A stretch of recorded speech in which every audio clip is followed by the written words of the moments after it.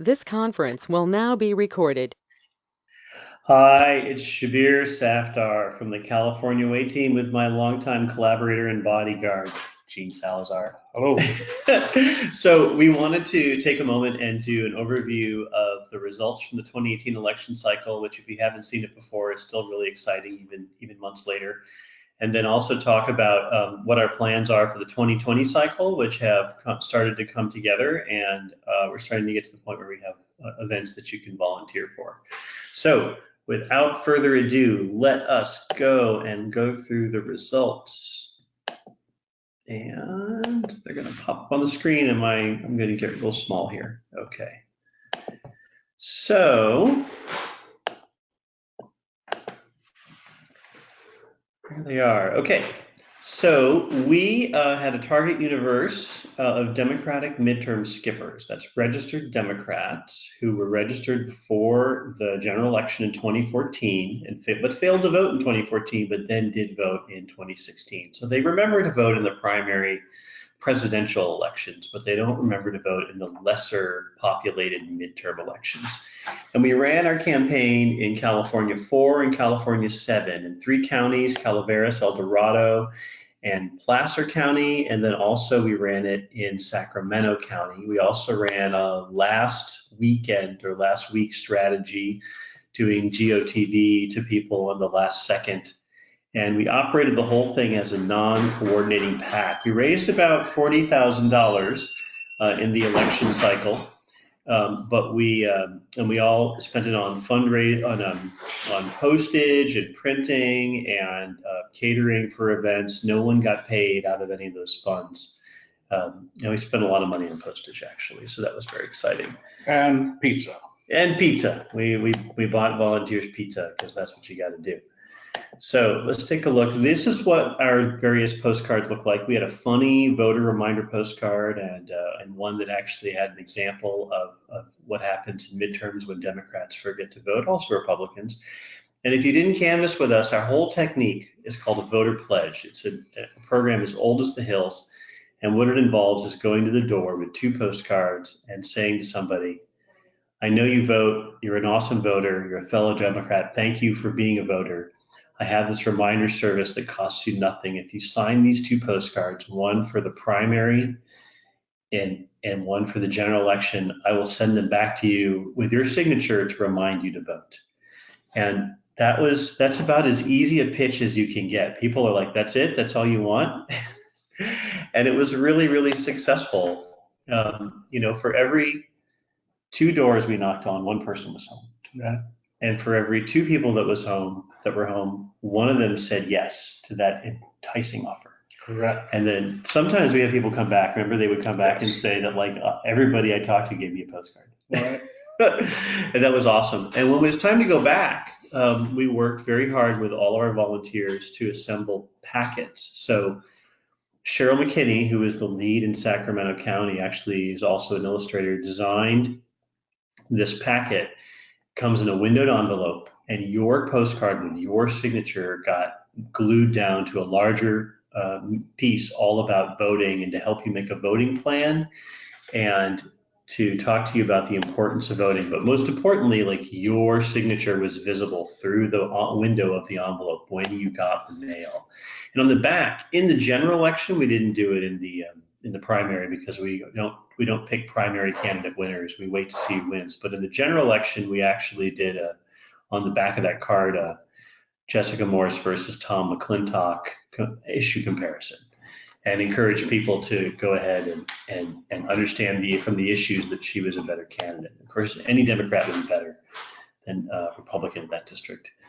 In the June primary in 2018, what we found was that of the people that were in our demographic that were, at least in the 4th district, that were enrolled in the program versus the ones that weren't, we had a nearly 10% lift in voting rate.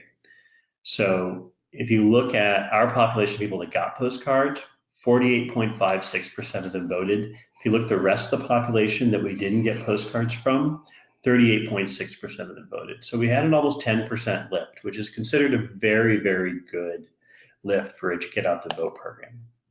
In the November election, it was a little bit lower, but still impressive. It was 7.35% of our population of voters that we postcarded versus the same demographic of voters, which are registered Democrats who skipped the 2014 midterm but voted in 2016. They voted 77% of the time. So we still had a lift. It wasn't as impressive as 10, but honestly, in GOTV programs, 5 is considered amazing. So we were really happy with our results. At the end of the 2018 cycle, we were pooped. Right. Absolutely. We were so tired. And we looked forward, and there were some things that we hated about how the 2018 project ran. We had hundreds of volunteers. We knocked on easily over 10,000 doors. Easy. And, we raised money, and we even had teams that wrote postcards. But there were some things that were not pleasant. Having to be an FEC registered PAC had real compliance obligations. And because we didn't raise a lot of money, I couldn't hire like a big law firm to do that for us. So I was doing the FEC reports. And also my volunteer leaders were very tired. I mean, remember, we had no paid help. in Roseville, Ellen and Susanna gave 4 weekend days every month. Right. So 2 Saturdays and 2 Sundays every month. And that was a lot of work. So there was database. We had to manage a database, a voter database, because we didn't have access to any of the party committee databases. We had to buy our own data and keep it updated, and it's hard. So I decided, after talking to a lot of the volunteers about what they liked about the project, that we would do it again, but we wanted to coordinate with the campaigns, because it's frustrating to not be able to tell the person who wins the primary that you've talked to these 1,000 people and they've already got a commitment to vote. Right. Or that these people have moved and you can't go to their door because it's not going to work. But we still wanted to have, our volunteers, we still wanted to control the script because people like the California Way Team model. It's simple and direct and well thought out. And so we had to try and find some partners. So we did. And the first partner to come online, we can now announce, is the El Dorado County Democratic Party. Yay! So Frank Porter and Joel Wiley in El Dorado County are working with us, and they're part of the party's team. And they are going to run the voter database. We're actually going to be canvassing out of their database with a mobile app, which is an upgrade that I wanted all cycle, was a mobile app instead of those paper turf sheets. And they're going to provide that, and we've already identified a voter universe, and they're going to actually hold all the money and pay all the expenses of the project. So all we're going to do is bring volunteers and technique and training. So they are coming online. It's very exciting. And one of the other exciting things is that we have decided to expand the program to include no party preference voters who model as Democrats. Right, so they're left-leaning, no-party preference voters, and they'll probably vote for Democrats, but they sometimes forget to vote in presidential years. And independents. And or independents that model ideologically as Democrats, as liberals. So we've got a universe in El Dorado County of about 3,700 registered Democrats who sometimes forget to vote in presidential years, and almost 3,600 no-party preference voters who think of themselves as independent, who forget to vote in presidential years. And that 7,400 voter universe is the universe we're going to try and affect this election cycle. And that's very exciting because, did you know that the no-party preference category is like one of the largest parties in California? I had heard about that. I've never seen facts or figures, but it's been recounted to me that that's the case. The person who can figure out how to actually GOTV no party preference voters is going to have a lot of electoral success. Yeah. So that's super exciting to me.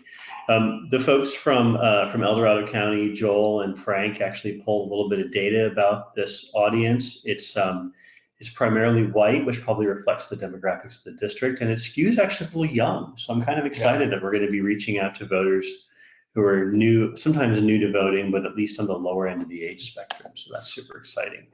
And it'll be the same kind of technique. We're probably not going to use the funny card, but we're still going to talk to people about the terrible things that happen when people forget to vote, which is always awful. And then we've divided up responsibility. We will actually encourage people to give to the El Dorado County Democratic Party through the California Way Team website, but they will actually receive the money in their bank account and do all the FEC reports. Excellent. Which makes me very happy.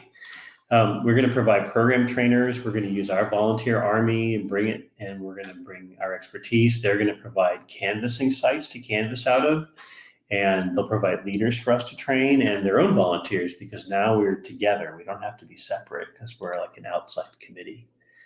And then we're gonna ramp up promotion. We're gonna have a completely dedicated social media person this year. Great. Who? Britt Davis. She's a professional. She does this for a living, and she is going to ramp up on the front and the back end promotion, and then re-promotion for every event on Instagram and Facebook, Fantastic. And Twitter. It's going to be awesome. And then one of the other advantages is that we will get to actually carry party literature and candidate literature to the door. So after the primary, because we never pick winners before a primary, after the primary, if there's, if Gene Salazar has won the primary to be a candidate for Congress in California District 4, we could carry your literature and it wouldn't be a legal problem. Sounds good to me. Yeah. So that's super exciting. The other thing is that we are going to help build each county party database. So we are, we're going to be at that door with a mobile app, and that person's going to have moved, and we're going to put that in, and the County Democratic Party in El Dorado is going to immediately get the benefit of that clean data, which makes me really happy, because it drove me crazy that I would get that useful information, but I couldn't give it to the party. So I'm excited about that. We've got some volunteer jobs in this cycle. Cheryl McKinney, who is the Sacramento County leader, is coming back on to do graphics and illustration for the cycle, and that's really exciting. You probably all know Ellen and Susanna from Roseville. They are going to be our trainers, because they are super trainers now. Frank Porter and Joel Wiley will be El Dorado team lead, and in Calaveras County, Don Stump has volunteered to sign on again. Both a famous for the region ice cream entrepreneur and one of the nicest people you'll ever meet, right, and knows Calaveras very well. And we'll have some announcements about that in a month or two. Gene and I are going to continue to lead here in SF and do fundraising. And Britt Davis, as I mentioned, is going to be doing social media. And we have a couple open jobs in case you don't have enough things to do in your day. Volunteers, come on down. We need, if you're the kind of person who really wants to do work and help and volunteer, but you never want to leave your house, we need someone to function as a website editor and a nation builder, database manager, and we also need someone to edit and publish a newsletter every 2 weeks. And so that's one of those jobs where you don't want to talk to people, but you're extremely dependable. You want to be at home all the time. And then if you have a passion for postcards, there are a number of groups. We got a lot of postcards. Yeah, we got a lot of postcards. So there's a lot of groups we work with that actually do lots of postcards, like Sister District 3, who I love to death. Audrey Asana there is a huge postcard leader, and they have some effect. I haven't been able to measure it, but they have some effect on how this sort of thing works on election results. And so we're looking for someone to be a postcard coordinator if they love postcards. Right. If you don't love postcards, I wouldn't suggest that you do this. And coming up, we actually have a couple of events coming up. We had a call. It's been the past now for the team that's coordinating California Way Team in El Dorado County, and we're going to have a test canvassing event, private event on May 8th in the county. And then we're going to have our first canvass on May 11th. We're going to limit the number of people that come to that, so we're not completely swamped. Think of it as like a soft restaurant opening. So we only want like 10 tables. We can't stand a line of 100 people out the door. So we're going to limit that on the beginning. And if you want to be notified of future events, I would ask that you go to the callawayteam.com website and click sign up, I think under get involved. That is the end of the presentation. And I want to take a moment actually and say thanks to my buddy here, Gene, and figure out why get this one to exit full screen. There we go. And Gene, tell me a little bit about what motivates you when you think about doing this sort of work. What's the thing that you go back to? Well, it goes to the very, very beginning, why any of us are motivated to get up on a Saturday or a Sunday, 2-3 weekends out of the month, and get out the door and dedicate that whole day to volunteering and an event that I assure you the historians are going to be talking about. And that's the elections of 16 and 20.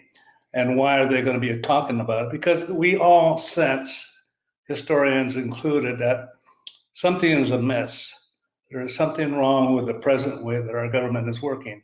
And as people united, at least by democratic nomenclature that we call ourselves Democrats, we are convinced that something is wrong.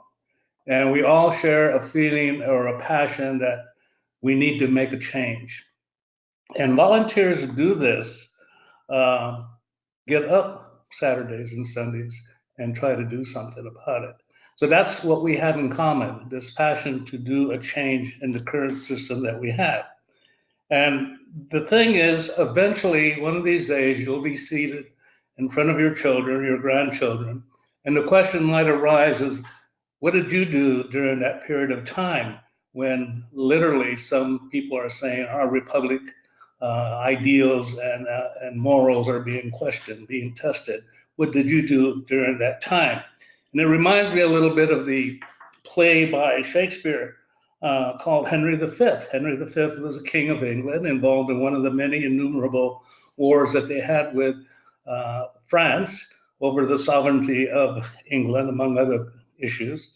And he made a speech to his very small army who was going to go up against a very vastly superior force and the next day. And it is called the St. Crispin speech because the speech King Henry talked about was on St. Crispin's Day. And King Henry addressed his troops and said, much to their chagrin, how he felt sorry for those that were not there to help them in that fight that day. He said that because a great number of people had departed and did not want to be part of that battle. And he told his people, I feel sorry for those who are not here because one of these days they will have to explain to their children or their grandchildren, why wasn't I there when our country needed you?